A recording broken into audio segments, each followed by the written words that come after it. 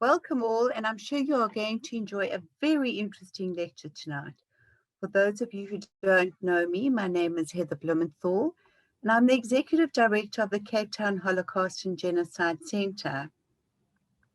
As is the case with most Holocaust centres around the world, for a large portion of 2020, our doors remain closed, excuse me, to the thousands of visitors and learners who had traditionally come to the centre either to visit our permanent exhibition, attend lectures or educational programs. Whilst we have now opened our learner educational workshops and they have resumed, our public programs are still being facilitated online in the form of Zoom lectures such as this. We miss not seeing you at the centre, but at least we know you are with us virtually. Much of the photography of the Holocaust is the work of Nazi German photographers. Some originated as routine administrative procedure, such as identification photographs. Others were intended to illustrate the construction and functioning of the camps or prisoner transport, and some, as we know, for the use of propaganda. Other photographs were taken during the liberation of the camps by photographers attached to Allied units which arrived to secure them.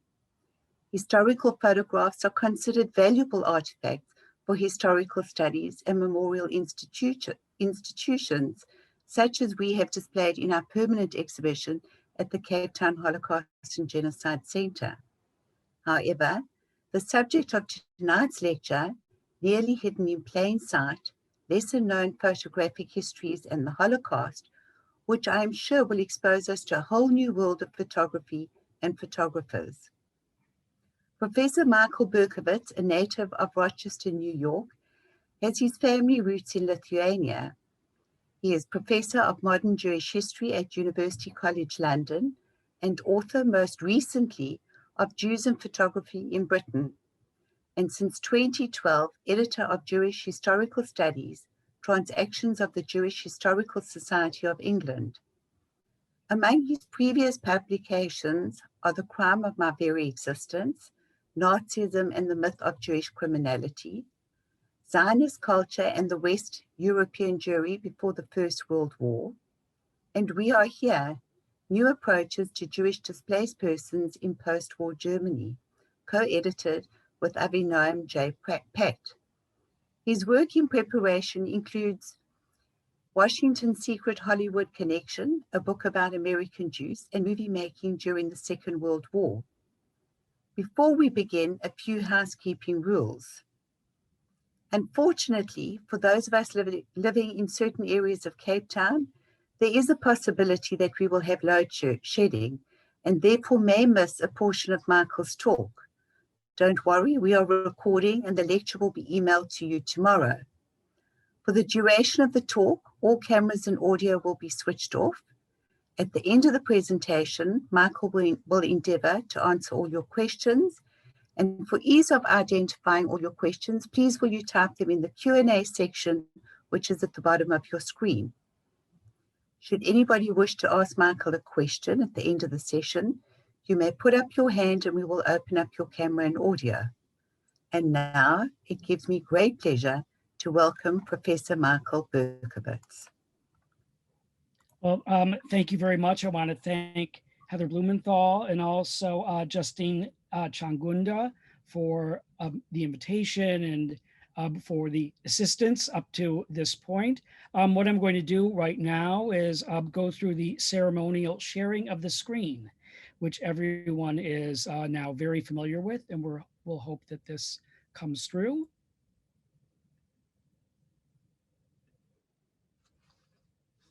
Okay, hopefully you are looking at my first screen, which is a blank screen except for the title.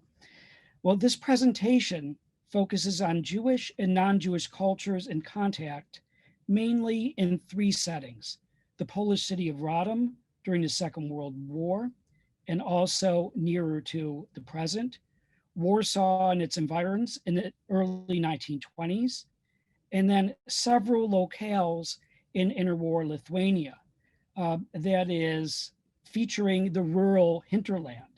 There will be several other points of reference including the Nazi concentration camp at Mauthausen, in the killing fields of Tarnopol, in the Ukraine, and also woods in Ukraine and in Poland, the setting of partisan activity. Well, here I want to explore some dimensions of Jewish and non-Jewish contact, which we can say are vocationally defined.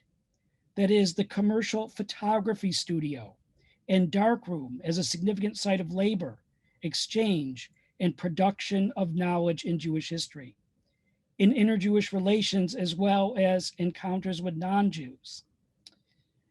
And as a final segment, we'll also look at some work that extended from dark rooms to the production of picture postcards, which represent a large share of the photographic inheritance which remains from Lithuania and elsewhere in Eastern Europe. There's a lot of this around, and some of you might even have this yourself, and a lot of it is actually remarkably good and even holds up well. And I think that we can make much better use of it than we have. Well, if I can start with a more formal presentation.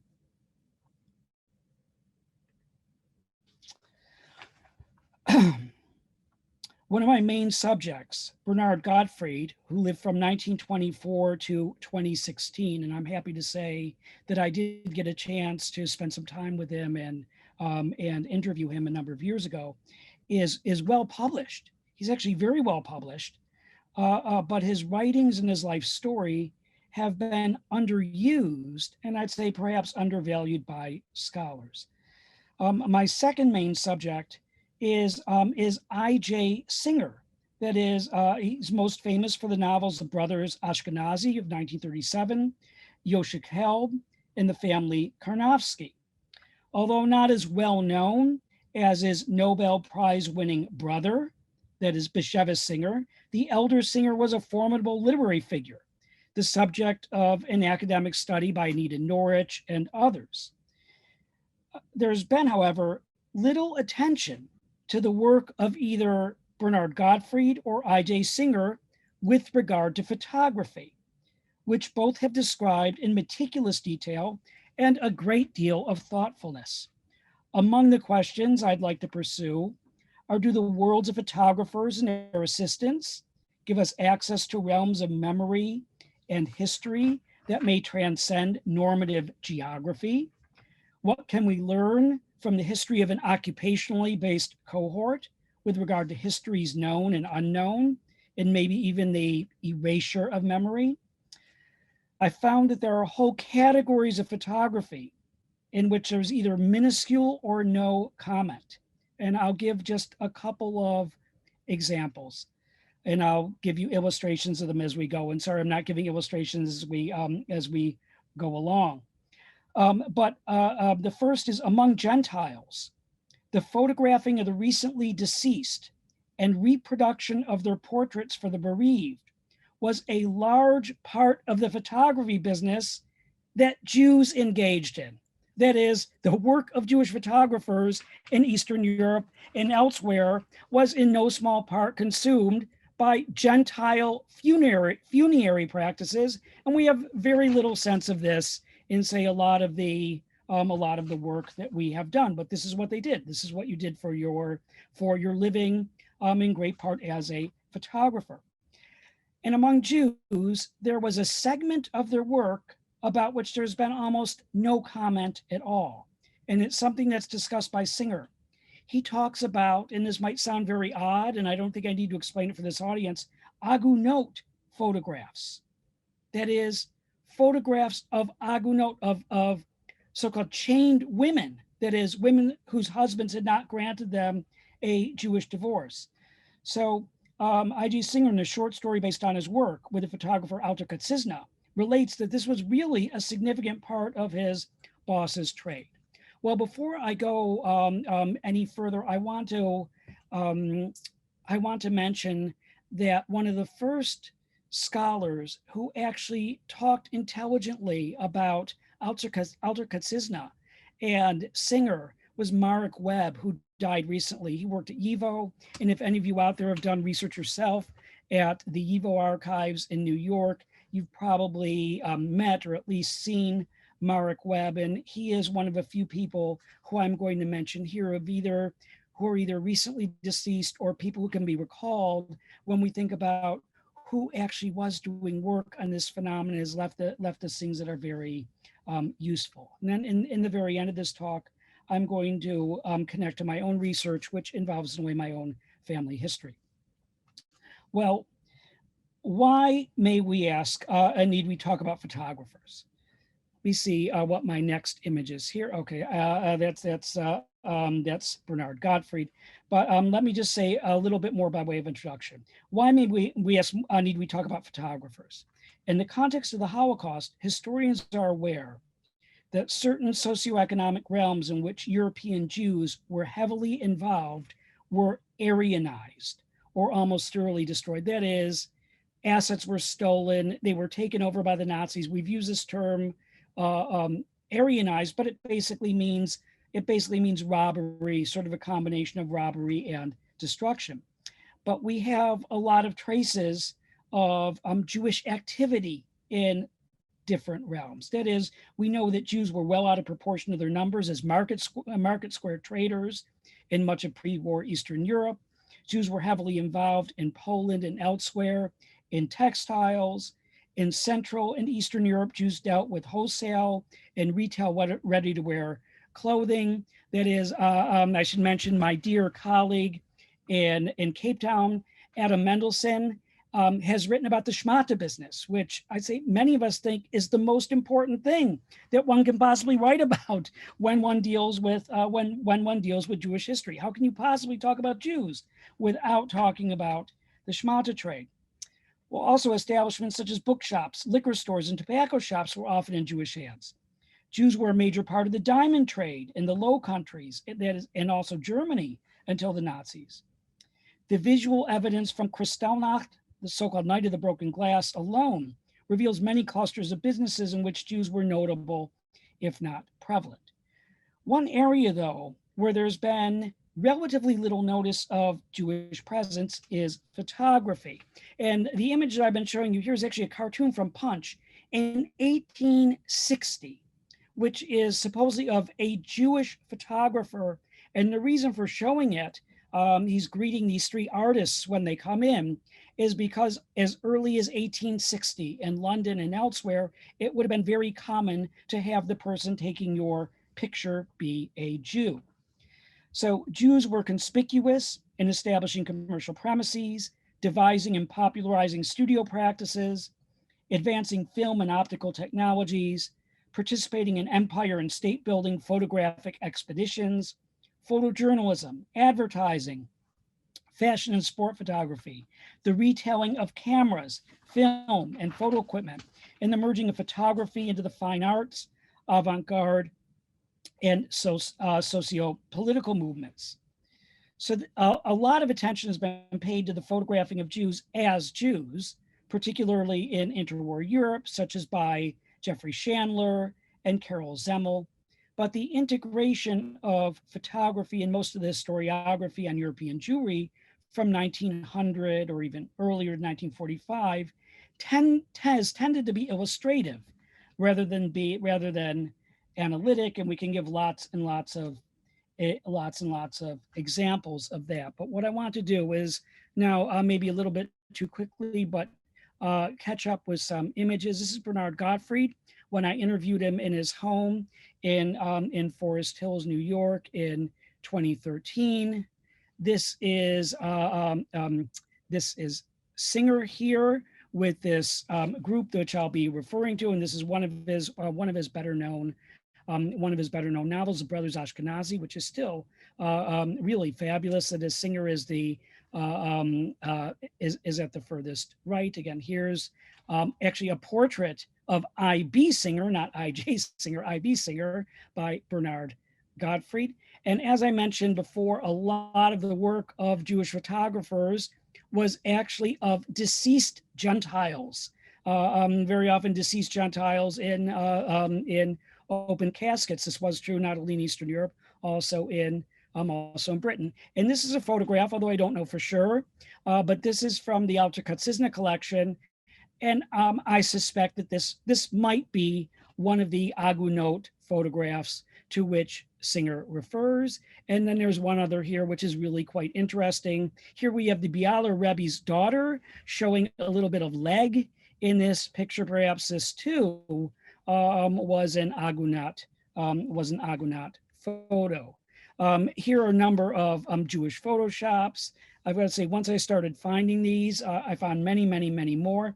And the one that's in the top left-hand corner is actually a Photoshop that belonged to a branch of my own family in the middle of Kovno or Kaunas, Lithuania. And I'll talk a little bit as I go on about the work of this family. But where I want to pause for a second is to remember my dear colleague and friend, David Schneer, who died way, way too young. That is, he didn't die of COVID. He died of brain cancer before the age of 50. And I think, though, sadly, what went along with COVID was a lot of people not getting treatment not getting the kind of treatment that they normally would have sought for various conditions that they had. So I like to remember David in talking about Jews and photography, and also to say that he was by far the most outstanding historian who has connected these phenomena. And he did an incredible book called Through Soviet Jewish Eyes, Photography, War, and the Holocaust. And a lot of work that I've been doing recently is actually built on David's work. Even though I'm writing about the United States, I'm finding that there are an awful lot of connections. So David was incredible at historicizing photographic material in his work on photojournalists and others. And if people are interested in this subject, I think that really David Schneer's book is obviously a great place to start. Well, there's also a burgeoning body of work on photographs of Jews as victims of the Holocaust. It seems every few weeks something comes out along these lines. A number of scholars have dealt with this, as well as work on relationships between photography and Holocaust memory. And I'm sure you've had many people who've spoken about that to your own community. But Jewry's complex and often Jewishly self-conscious engagement with photography worldwide, that is beyond shtetl and Holocaust representations, even though we'll be seeing some shtetl pictures here, have generally escaped notice. So a main objective of the larger work with which I'm engaged is to integrate Jews and Jewish history in such a way to get a better understanding of photography's history as well, and to reconstruct and interpret a critical dimension of Jewish life that was in great part decimated with the Holocaust. It is the simple reason why we know so little about the world of Jews and photography is because of the Holocaust. It is the vast majority of Jews who were photographers were murdered. And we've lost sight of the fact that this was a major vocation for Jews and something that people really took for granted. Well, another colleague of mine, Jonathan Huner, at the University of Vermont, suggested to me, and I must say I was completely oblivious to it, absolutely ignorant. He suggested that I speak to Bernard Gotfryd upon hearing about my work in photography. And Gottfried, he said, is a Holocaust survivor who he had interviewed about the history of the Radom ghetto. Now, Gottfried is best known as the author of a collection of stories entitled Anton the Dove Fancier. I had noticed this book, but never picked it up, assuming that it was Holocaust literature of this sort of light variety. Jonathan mentioned that Gottfried was a photographer in the Radom ghetto, and that he made his career as a photographer for Newsweek magazine. Upon reading the book, I discovered that it was a far better, more interesting and incisive series of reflections than I had anticipated, and that Gottfried's work as a photographer occupied a significant share of the book. At an early age, Gottfried wrote, he was attracted to the camera and subsequently decided to become a photographer. Soon after the outbreak of the Second World War, he was hired as an apprentice at a photography studio owned by a friend of the family. And he says there were no more schools for Jews at that time. Worked there until August 1942, but then got a position in a remaining studio owned by a Polish couple of German descent. One of the things I asked Bernard when I talked to him what the landscape was of the photography world in Radom. And I asked him, who owned most of these shops? And he said, as far as he knew, he only knew of photography shops, businesses that were owned by Jews. He says maybe there were others, but he didn't simply know of it.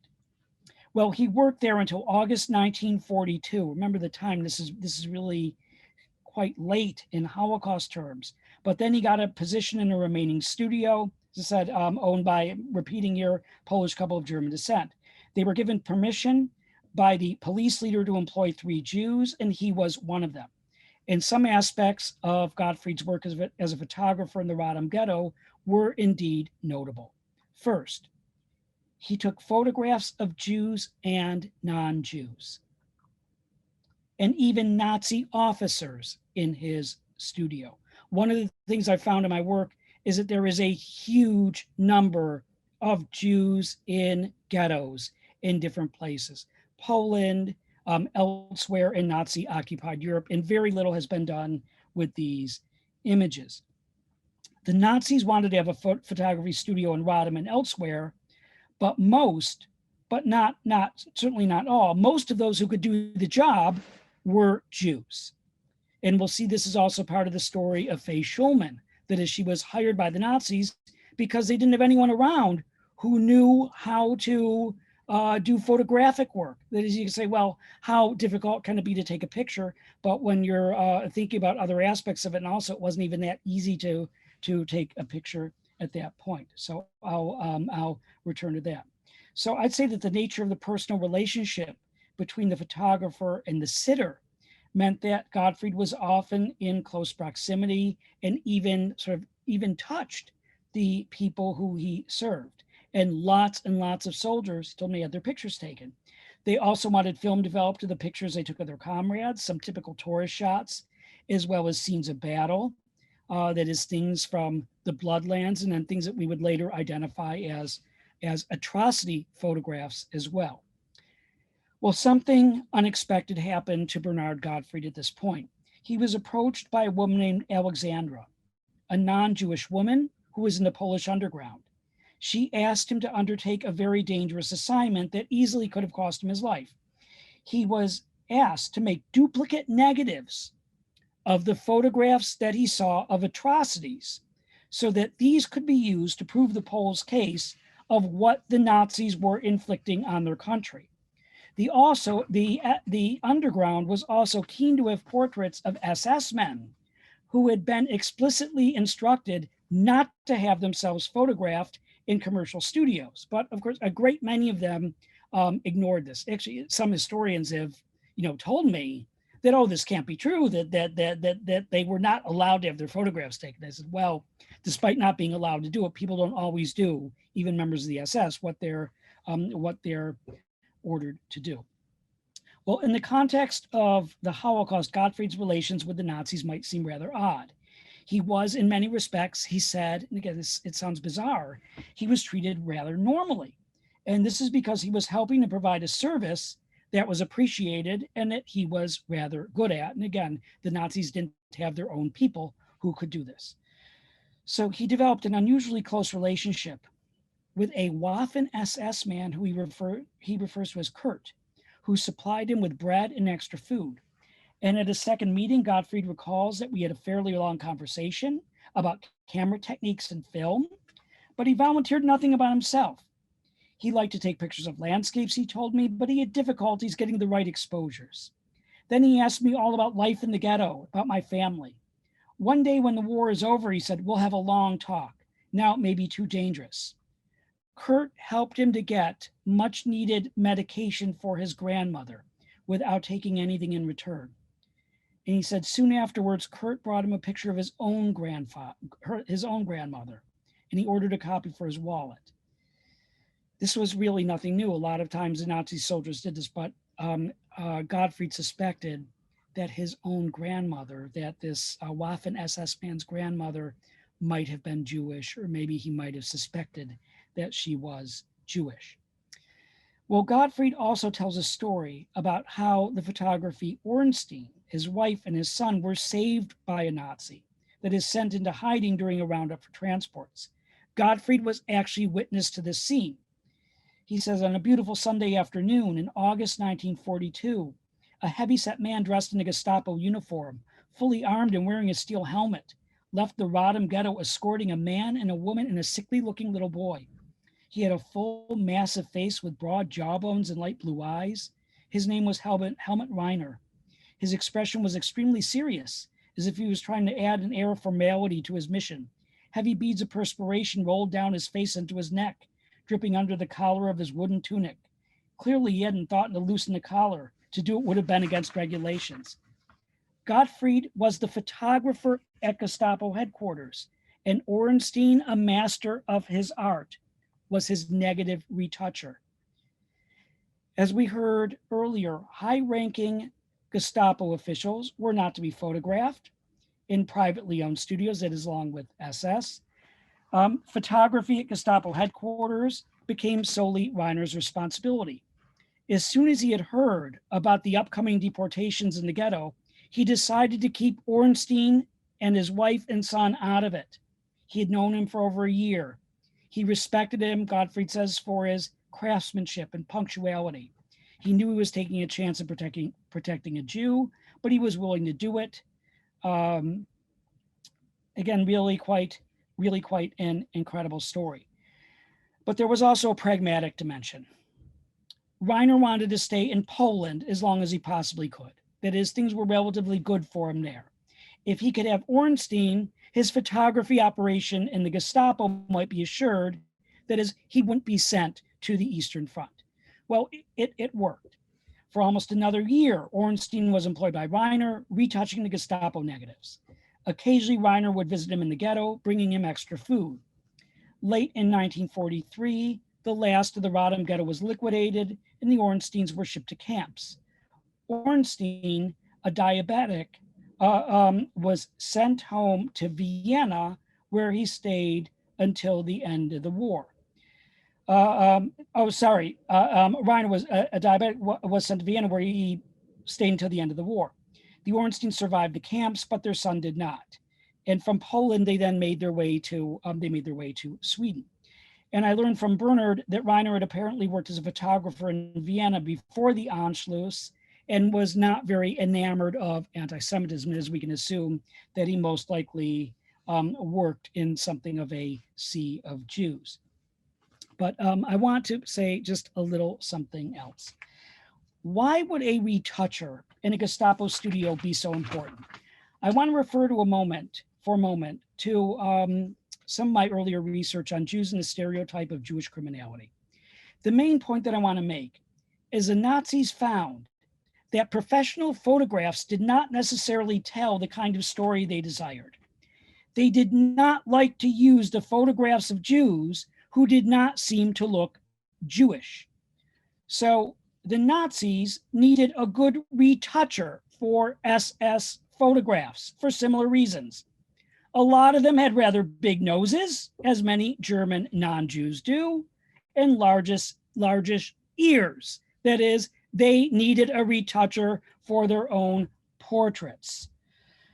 Generally speaking, the SS were not the most handsome of men, and at the very least needed some touching up in order to be presentable. But besides the value of a retoucher, I think there are some other reasons why Gottfried and Ornstein may have been treated rather humanely in the context of the Holocaust. And as I said, I think this has to do somewhat with these sort of human interactions between photographer and sitter, and photographer and client. Okay, Radom, as I said, had been Gottfried's home. It was transformed into a Nazi ghetto, and then he was shipped to the Mauthausen camp, later the subcamp at Gusen, and then eventually at Gunskirchen. Interestingly, Gottfried did not claim his profession as photography when he was inducted at the camp. Here we have the front of his card, Bernard Gotfryd, and then on the back, he identifies himself as a locksmith because he had heard that one of the preferred vocations for work details was it possibly, would be a matter of life and death if you had a profession that the Nazis needed. And he actually himself never saw this card or never saw an image of this card until I showed it to him. That is, I found it in the Mauthausen archive. Well, after trying to connect with family members in Poland after the war, he eventually made his way to the United States. He attributes his success as a photographer in no small part to his distinctive background as a refugee, partly by virtue of being able to speak and understand a number of languages. He said that really did help. He found that as a photographer working in Europe, I'll just go back, it helped to be able to converse with the other photographers, and a shot of General Omar Bradley helped to launch his career. Another significant boost resulted from him being in the scrum around Pope John Paul II. That is, his ability to speak Polish, one of his native languages, made him distinctive among Western photojournalists who were sort of chasing after the Pope. So not surprisingly, John Paul II rather warmed to him, and Gottfried found himself in the situation of being the unofficial head of the various photographic operations around the Pope. And I will say this is not the first time something like this had happened. The rather now infamous, very complicated Pope Pius XII also had a favorite photographer, the American U.S. Army Signal Corps photographer, Sammy Schulman. And again, this is quite a story I'm going to be writing about as well. Well, there is another surprising twist to Gottfried's story. He was invited back to Radom after the fall of communism, no doubt due to the notoriety of having written Anton the Dove Fancier, and also he was actually sort of reasonably famous from his photography. But photography and writing gave him a kind of access to Radom, which allowed him to accommodate his former home into his life and consciousness to a remarkable extent. The degree to which he derived satisfaction from his connection to Radom was palpable, and it inspired him to write further. So he became valued as somebody who had sensitively documented his home and in its current state. And he thought that local Poles took pride in the fact that he saw fit to acknowledge his connection. Oh, well, before I go on to Schulman, let me leave there. So along with the usual loss of family members, which one would expect for someone like Gottfried, there was another story within the story. That is, he grew close to and actually fell in love with his Polish contact. And she was really the great love of his life that is in his imagination, even in his old age. And in some ways, this fits with the kind of research that Tim Snyder has been doing on rescuers. Often this kind of relationship was at the center. Okay, well, as I said, the story of Bernard Gotfryd leads to Faye Schulman, I will say stupidly, in contrast to my effort to contact Bernard Gotfryd. I just took for granted that Faye Schulman would be around. She was a very sort of hearty soul, and she lived in Toronto. My mother was living in Rochester, New York until 2017. I thought, oh, at some point I'm gonna meet and interview Faye Schulman, but I waited too long. She lived an incredibly long life. She was a nurse, also a photographer. She died very recently. She left these incredible images. But one of the reasons why I'm talking about her here is she actually, in some respects, owed her survival before joining the partisans to her work as a photographer. That is very similar to Bernard Gotfryd. The Nazis needed her because nobody knew how to develop photographs and make prints. So this is really a very important part of this story of Faye Schulman. And we have a lot of incredible photographs of a lot of incredible photographs from partisans, in some ways not really all that surprising, particularly given just the presence of Jews in the photography world in Eastern Europe.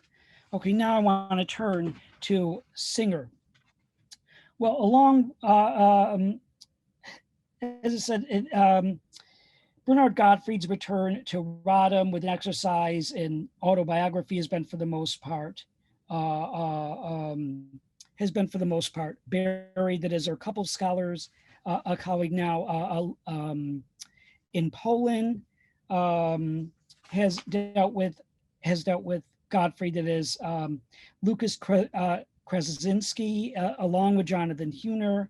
But I'd say in a lot of ways, Singer's story as a photographer has been buried, but he left an incredible short story that is an incredible, thick, and rather enigmatic short story, which to this point, I believe only exists in Yiddish, called In der Finster, in the Dark, from 1922.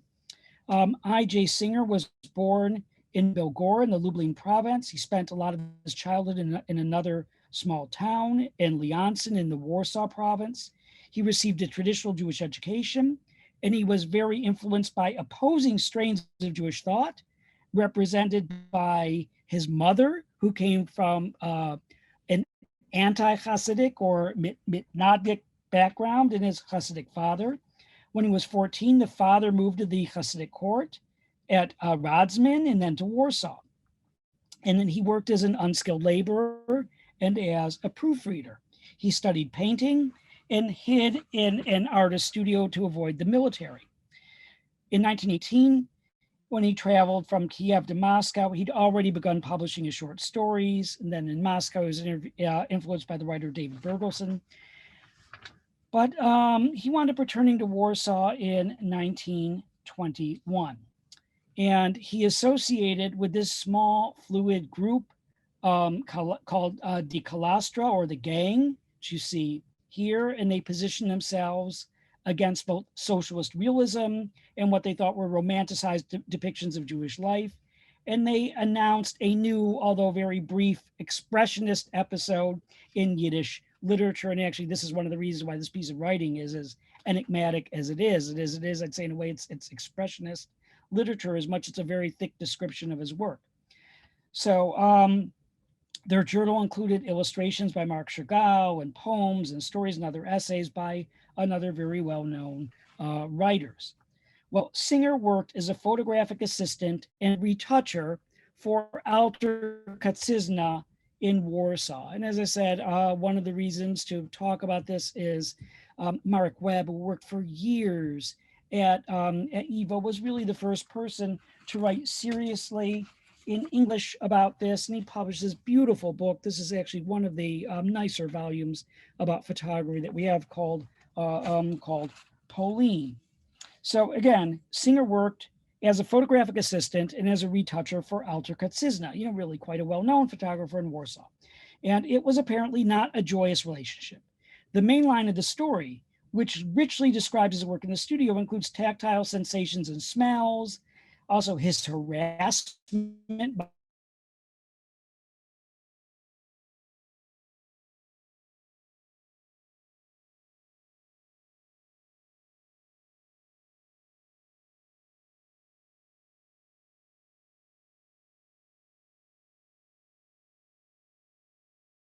kind of fictional license. And Singer's goal was to escape with his beloved. And this is part of the story, is their tale of escape, which in the end is really quite unclear. But he ends up being trapped in his workplace that is going in when it's dark, leaving in the dark, working in the dark. But I think part of the reason why this isn't recalled is this kind of work was not really very respectable. That is, doing photo retouching and the kind of laboratory work he did was not something that that really brought anybody any great esteem. And another reason why I think this has been repressed is because the story itself was not very flattering to Katzizna. And Katzizna, we know, suffered a horrible martyr's ordeal and death in the killing fields of Tarnopol in 1941 at the hands of Ukrainian collaborators. which was graphically narrated by a survivor, Nachman Blitz. So again, I think this is part of the reason why, say, people haven't been very anxious, because it's not a very flattering portrait, and because of the end, people don't like to talk about this. But I want to go on to a little different kind of subject now, which comes from my own research, and I'll go through fairly quickly. Again, here is Kaczyzna, again in Warsaw with his wife and daughter. His daughter survived. She lived until 1999.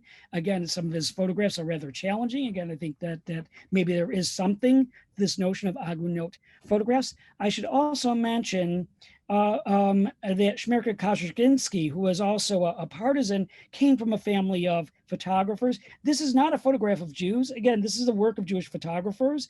What they often did was say, pictures of graduates. These are clearly Catholic students in Lithuania. Again, but this is a typical work of a Jewish photographer taking picture of, say, students and recent graduates. Also, Jews took loads and loads of pictures of priests and nuns. That is a lot of their stock in trade. And here you see the photographer was Levinas from Jurbarkas in Lithuania. Again, nuns and priests made for really good photographic subjects. Also, seminary students, of course, important rites of passage for non-Jews would very often be captured by Jewish photographers. Again, it was, most often the Jew who was the photographer. And along with the pictures that we know of rabbis, Jewish photographers occupied themselves much, much more with pictures of non-Jewish seminary students and clergy. This, again, would have been much more their stock in trade, as opposed to what we see in Jewish museums and in Jewish places. This is actually how they made their living. This is from Chaya Goldbergos. Again, this is from one of my archival visits. This is a performance in the town center. This is from Yad Vashem. That is, as Lithuania was nationalizing, and there was a need for pictures of national and nationalizing festivals, it was Jews who often took these kinds of pictures. Again, here we have various national ceremonies. This is from a very small museum in Kelme. This is again from the photographer Levino. This is not a Zionist group. Again, it might look like it. This is actually a non-Jewish Lithuanian group from 1935. So again, this is part of what they did. Okay, something else that I found in great abundance that we've had very little study of in various archives is we have loads and loads of pictures of Jews and non-Jews. And obviously anti-Semitism is a huge part of the story of Jewish existence in Eastern Europe. But it was a very complicated existence, and it was very inconsistent. And as I said, one of the things that we have in our archives are photograph after photograph after photograph of Jews and non-Jews in different settings, whether it be school trips or friends from military groups or various kinds of ceremonies. Here we have a portrait of three young women posing on a chessboard. And we have the names of the Jewish women, but the Polish friend is not identified. But again, to go back to what I was talking about earlier, a big part of the business of Jewish photographers was this kind of scene, that is, of open caskets. Now, something else that I found fairly often is lots and lots of pictures of things like fire companies. And very often, although we sometimes assume, oh, well, these are Jews who are among them, there are groups of Jews and non-Jews. And you say, well, it's something of a joke that the photographer is the same name as me. That is, it's Berkowitz. It's a picture of Jewish firemen. This is actually a fairly well-documented photographer. But I'd say that there is a possibility he is one of my relatives, because there was a branch of my family in the photography business. And one of the things that I find is that the names keep repeating themselves over and over and over and over again among these photographers in these very small shtetl in Lithuania, that is particularly going north and a little ways south of Kovno, and then all the way to the far west of the country. Here we have firemen, Jews and non-Jews, in Škodas in Lithuania. uh, um, in Schleswig. These are voluntary firefighters, again, Jews and non-Jews. Something else that Jews did an awful lot, along with other people, is they took pictures of buildings. Well, why were they doing this? Why do we have these pictures of things like chicken coops and all kinds of buildings? Okay, the main reason is, I think at a certain point, along with various changes, we get the rise of more or less modern kinds of insurance. And Lithuania was a place where there were floods and there were fires, and people wanted evidence of the kinds of things they had and different changes around them. So I think that these pictures are not exactly a throwaway. Okay, the last couple of scenes I want to show is basically to illustrate where my own family of photographers came from, which was literally the middle of nowhere. That is, they came from a few different places and very small places in Lithuania. And I'll give you my theory on how did Jews actually start as photographers in these really out of the way places. I think they started as photographers because they were instructed to learn photography by the lord of the manor, who very often was an ethnic Pole.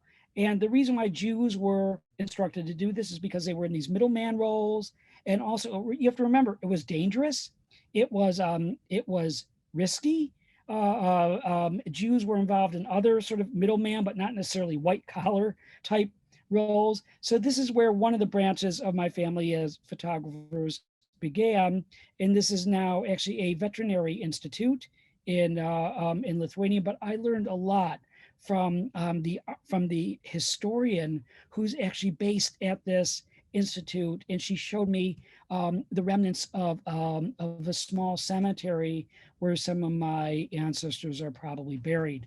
I also want to just share a little bit of this is the photograph to the left is of my great grandparents and of two of their daughters, and the boy in the middle was a great mystery. We have no idea who this guy is. Probably some kind of relative who was staying with the family. That's Menachem Mendel Berk, and that's in Pashishvesh in Lithuania in 1909. The handsome man up in the top corner is my grandfather, Moshe Berkowitz, who married this woman who's not pictured here, named Edith Berk, who was the daughter of this couple who are seated in the middle.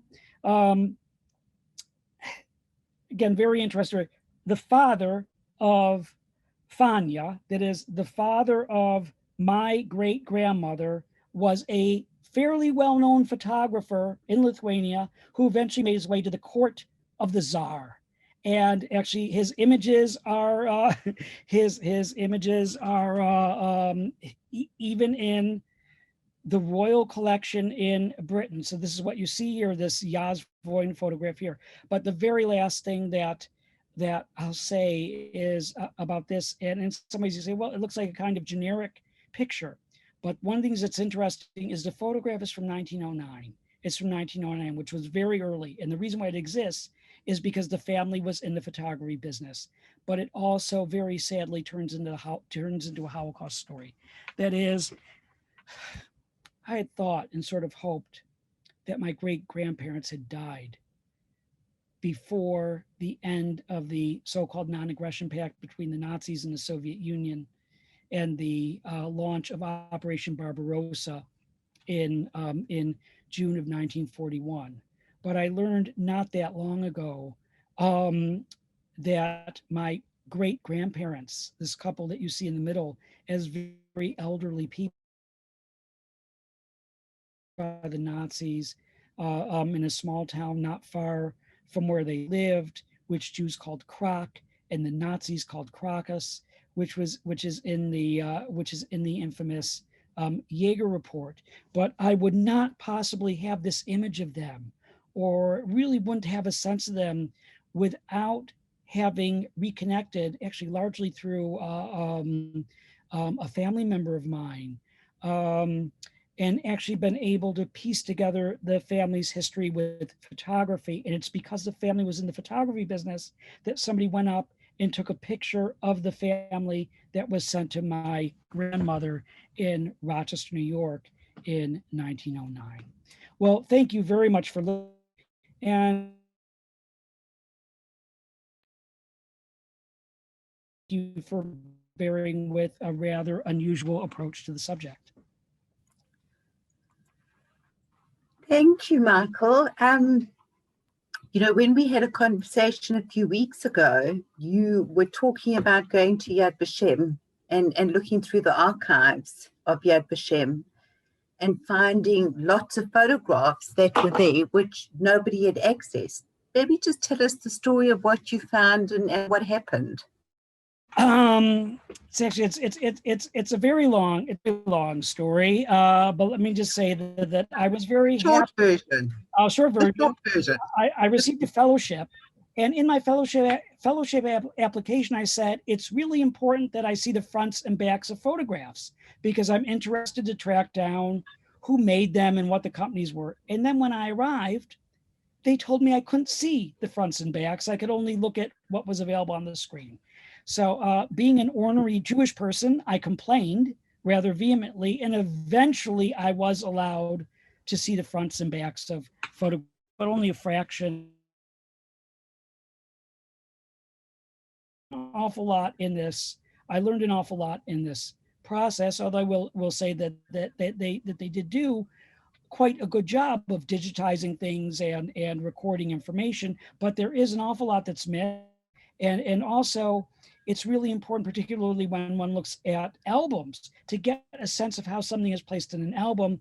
And I found that in many cases, they did not have a full caption from what was actually recorded in albums. And then there were some albums that they had, which is say they really had no idea what the historical context was of these particular albums. And again, it's a rather long, complicated story, but I think sometimes when things don't fit what they're expecting, it's a little bit more difficult for them to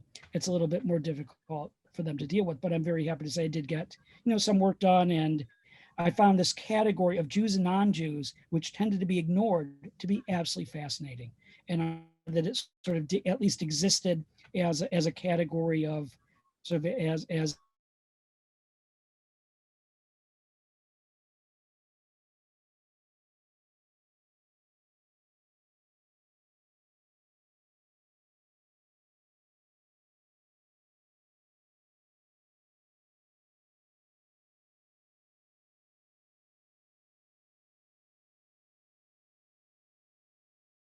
in a couple different parts. First of all, I got a phone call in 2006 from the proverbial little old lady in Haifa. That is a little old lady in Haifa, who I wound up meeting, who was wonderful, identified herself as my cousin.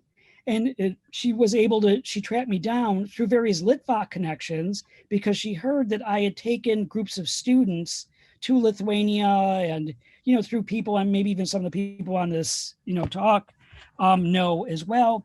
So she called and she identified herself as a cousin. And it was really rather shocking because we had assumed that all of our relatives who were left in Lithuania when the Nazis invaded had been murdered.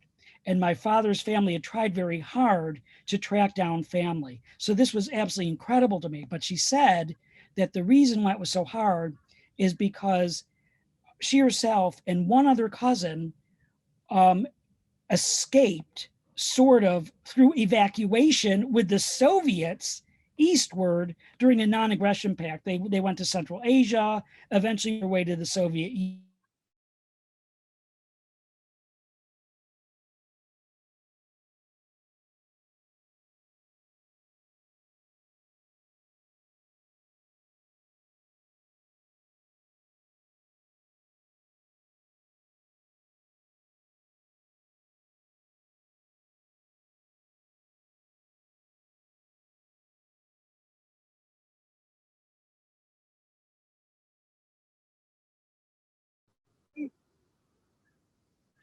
She said that there was a relative between us who was photographer to the Tsar. And she whispered this even though we were on the phone, old-fashioned phone.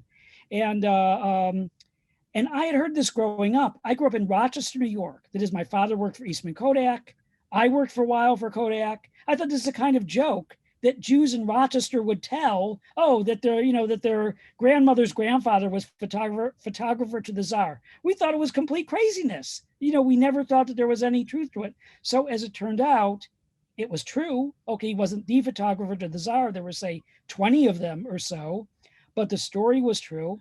And I had a wonderful colleague at that time here at my university, John Clear, who said, Michael, it's not that your family isn't special, but these Jewish photographers in Russia were a dime a dozen. And it was mostly Jews who were photographers. And I've been trying to get people to write about this for years. So it was largely with the encouragement of my colleague, John Clear, that I started working on this subject of Jews in photography, and it really took off. And I'll mention one other juncture. I mentioned this as a subject to someone whose name I'm forgetting now, was the head of the Survivors Registry at the United States Holocaust Memorial Museum in Washington. And I said, well, what do you think of this as a subject as far as Jews in photography? And without missing a beat, he said, well, at Mauthausen alone, there were probably 150 of them. Wow. And I thought, okay, then this is probably a good subject. That is, if someone in that kind of situation who has a very, very good sense of sort of the kinds of records that we have to be able to have this be on the tip of his tongue, I found absolutely incredible. So that really was what sort of, launched me in this process. And this has now been going on for, I don't want to admit how many years I've been working on the subject. I got a little sidetracked with Britain, which I thought would be a footnote in a much bigger book. And I wound up writing a nearly 400-page book about Jews in photography in Britain, which has some interesting related stories as well. So obviously, and I keep finding people with photographers in the family or in the family tree. But the main reason why nobody's talked about it is it was not considered a very respectable profession for all kinds of reasons. And yet there were a number of people who survived because of the profession. Yes, but most did. The vast majority were murdered. The overwhelming majority were murdered. Okay, Sharon Geffen has got her hand up, so I'm going to allow Sharon to talk and ask her question. Sharon? Sharon, are you there? Okay, Sharon? here I am. Good. Great, thank you so much. I've really enjoyed the presentation. My question is, in your research, how many Nazi officers in the camp do you think, or have you found, befriended inmates for altruistic reasons, not just for gain? Were there any such Nazis who, in your research, you've come across? Tiny number. This is one of the reasons why it's so extraordinary in this story of Bernard Gotfryd, which is, but it's also important to remember that he had a skill that was very valuable.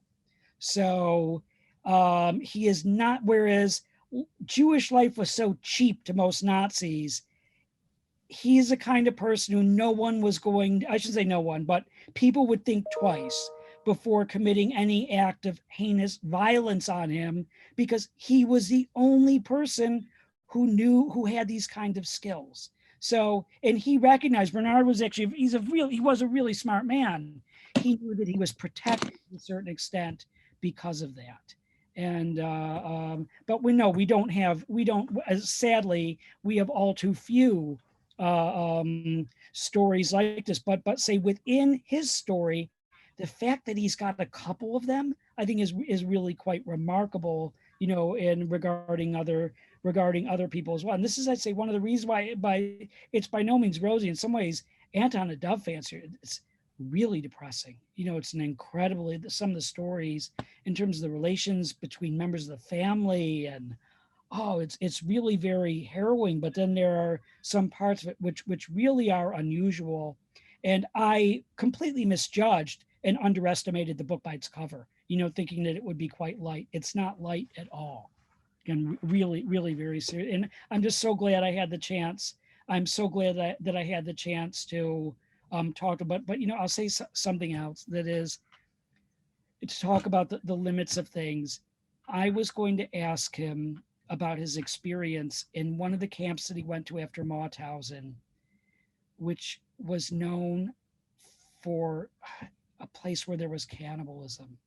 And a lot of not only the men who were there, but even the soldiers who liberated them had horrible psychological problems afterwards. And I couldn't bring myself to ask him. It was just, it was so painful, him talking about this Polish woman who he clearly was still in love with.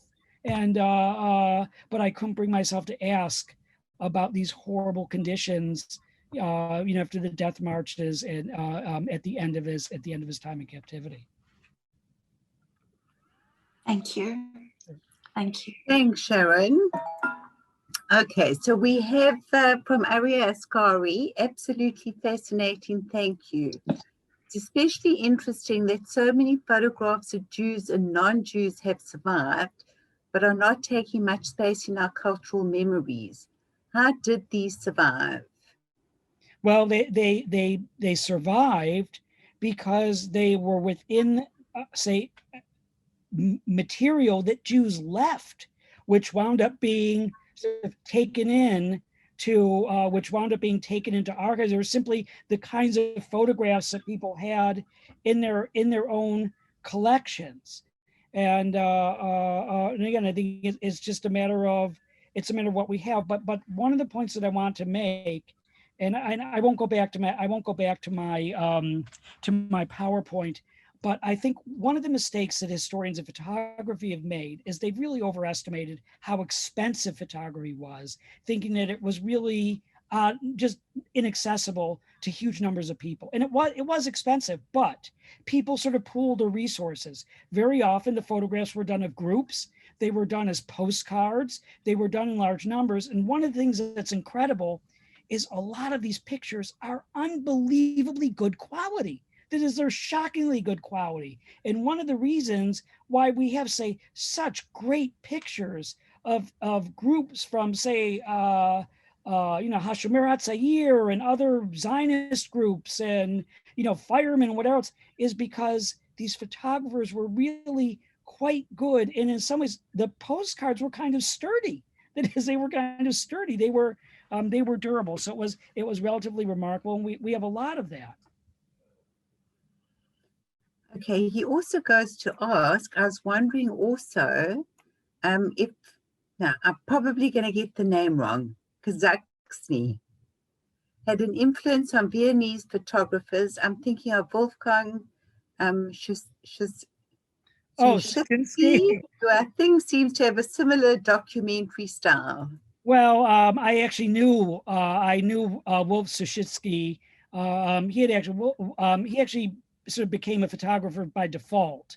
That is, he really wanted to be a zoologist, or do some kind of work with sort of academically with animals. He wound up being a really great animal photographer, a great photographer of children, also all kinds of social things. But I'm not sure that there was a connection in this way. Alter Kaczyzna was a really good photographer. Vienna was also a great photography center, as was Budapest. I mean, these places had huge numbers of Jews working in photography. Of course, in Vienna, they often came from other places.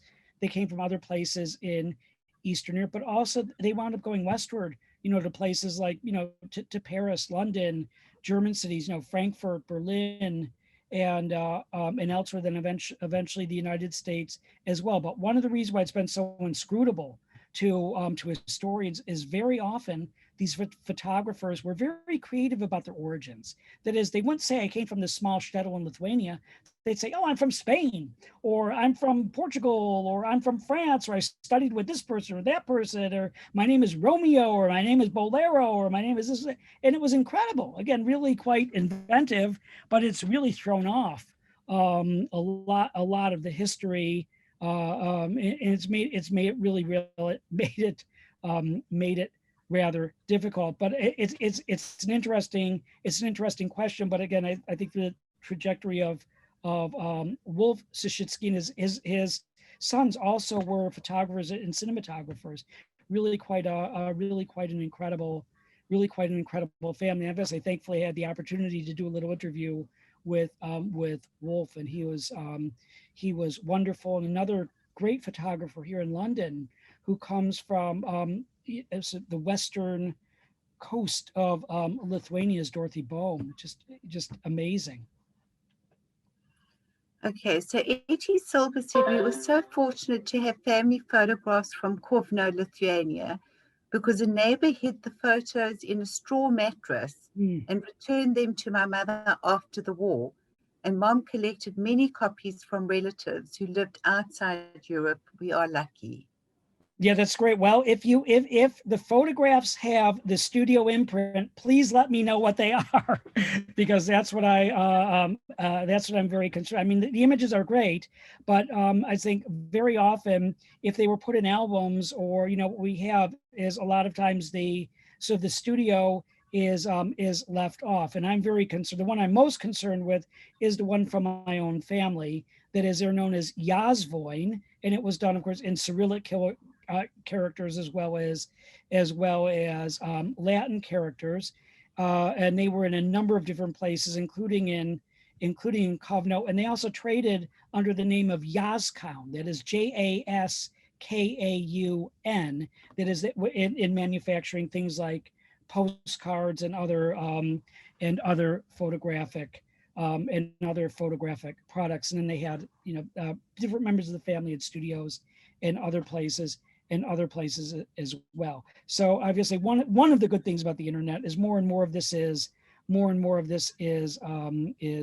turning up, including the work of the great ancestor, that is Wolf Yazvoin, who's a person my father was actually named after. That is his grandmother's, or his mother's grandfather, and lots of stuff is turning up, and it's appearing from various collections. Okay, so another question: what are the differences in the perspectives of the photographs by Jewish photographers versus the Nazi and other photographers? Well, it's actually a more complicated question than it might seem, because there were Jews doing photography under Nazi auspices, that is particularly in the ghettos, that in preparing things like albums and all kinds of photographs. And I actually think that as much as it was in the large part framed by the Nazis, it was continuing something of a tradition of the kind of photography Jews had done, of Jews in the world of work.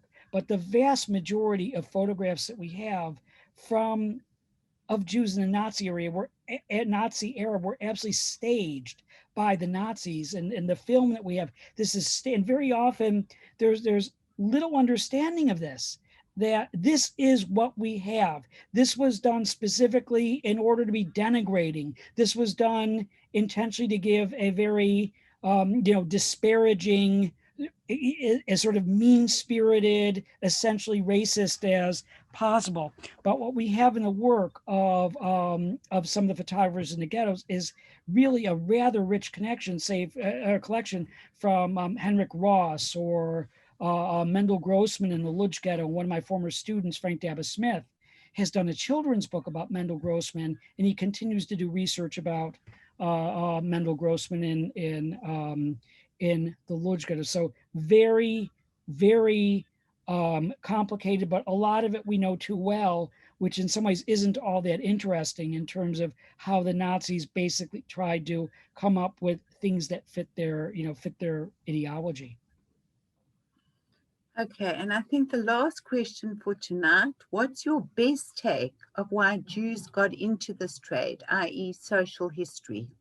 Okay, my best take is, let me just say that to the extent that people have talked about it, the argument was made that it didn't take that much capital to establish yourself as a photographer, that it was something that it was possible to learn and sort of get going. It was able to get a little bit of traction, but you didn't make big money from it. It wasn't something there was really that great potential to do really, really well compared to some other things. But my own research and my own family background shows that I believe the most important sort of kernel of this was the manor, sort of lords of the manor all over Lithuania. And I say, I know Lithuania better than Poland, but I think as the photography craze started, particularly in the 1850s, as we say, it goes back a little bit further, even in the 1840s, when it became fashionable for aristocrats to have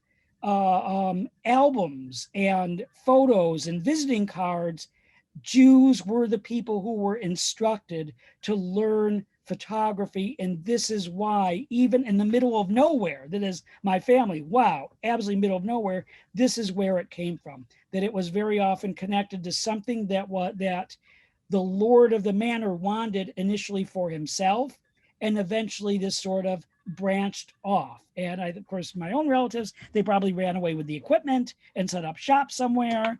But